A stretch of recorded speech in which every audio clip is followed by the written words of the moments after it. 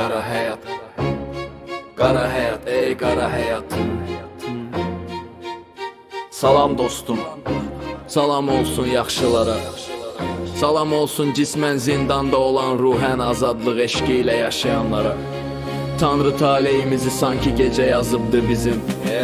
İndi nə edək ki həyatımız qaradan da qaradır bizim. Səcdədə əyilərik biz Allah qarşısında. Bundan qabarar şükürlər olsun qabarar dizim. Qardeşlər ürəyinizi heç sıxmayın axı. Deyirlər ölsək də biz qalacaqdır ay qardeş. Yaxşı xatirən yaxşı izin çoxu bizdən. Qorxur yan qaçır qırağa deyirlər bunun həyatı qaradır gəlməz qınağa. Qardeş andımı içim inanasan vallah. Ətağa yaşayışda düzük yola çəkməyin də da. Bizi sınağa qaradı taleyin qaradı bəxtim qaranlıq üçün yazılıbdı qismətim mənim. Qardeş nəydim indi qəlbim qara xasiyyət kəskin. İlişmə axı bizə ataş vəziyyətin olar axı gərgin. Qardeş gündüz boş zamandı yoxdur hörməti baxarsan səmasına. Nəyi var ki bir tək günəşi amma qardeş sən bir gecəyə bax. Ona seyr eylə səmasında aya bax ulduzlara bax. İndi ay cahil insan sən ged özünə bax sən hörmətlisən. Yoxsa gecə adamı gecə gələr yuxu tutar. Bəzi cahil adamı qarabəxlilər əmin o qaranlıq adamı Tanrıya dua etsə Tanrı saxlayar. Bəlkə onun üçün zamanı qarabəxli insan gördün yaxınlaş ona.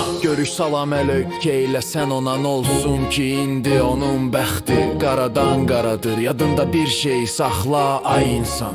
Qara həyat sürən qardeşlər ağalar içində ağadır. Yenə söz gəldi Rafodan qardeş. Çünki onun da yaşayışı bəxti qaradan da qaradır. Qara həyat, qara həyat, qara həyatım mənim, mənim. Qara həyat, qara həyat, qara həyatım